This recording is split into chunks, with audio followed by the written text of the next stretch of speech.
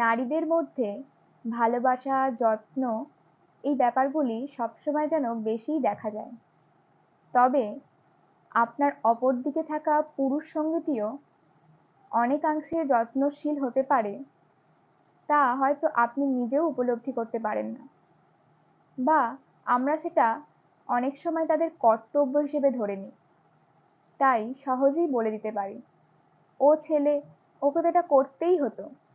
যেমন ধরুন, বাড়িতে আমাদের পছন্দের খাবারটা যখন রান্না করা হয়, তখন আমরা মনে মনে ভাবি মা আমাদের কত ভালোবাসেন, কত যত্ন করেন।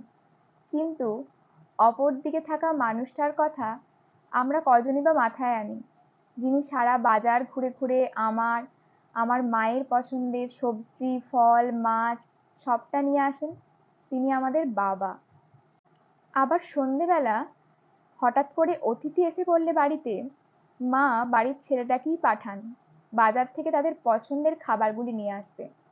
আর সেই খাবারগুলি যখন বাড়ির মেয়েটি তার মায়ের সাথে অতিথিদের সামনে পরিবেশন করে, তখন তারা অনেকেই বলে ওঠেন, বাহ, খুব লক্ষ্মী মেয়ে তো আপনার, কত সাহায্য করে আপনাকে। কিন্তু পিছনের গল্পটার কথা হয়তো অনেকেই জানেন না, আর জানলেও বলে থাকেন বাড়িতে ছেলে থাকলে এগুলো তো করতেই হয়।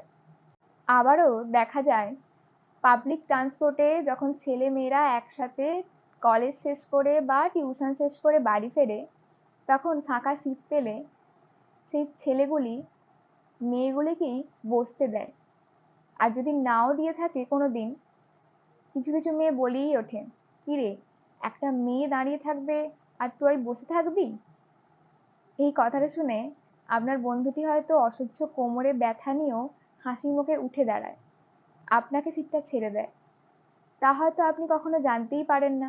বাড়ির মেয়েটার বিয়েতে হাড় ভাঙা খাটুনির পরেও বেকার ছেলেটাকে শুনতে হয়, তুই আর কি করলি, সেই তো বাবার সেভিংস ভেঙেই বোনের বিয়ে দিতে হলো। কিন্তু একবার সত্যি ভাবুন তো, সে কি কিছুই করেনি? বাবার সম্পত্তিতে যেমন মেয়ের অধিকার থাকে, তেমনি ছেলেরও তো সমান অধিকার থাকে।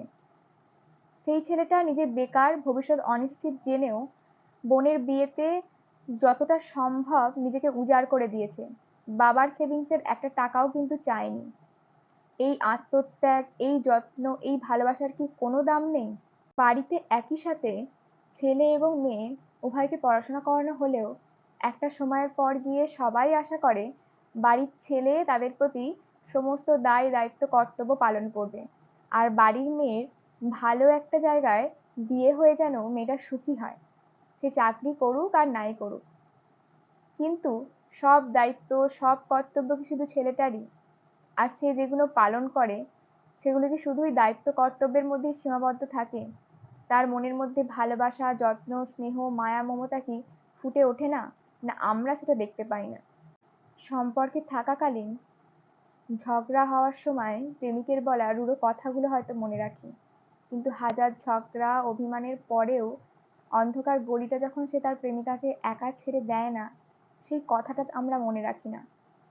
এভাবেই কত যত্ন, কত ভালোবাসা চাপা পড়ে যায় প্রতিদিনের কর্তব্যের তাগিদে।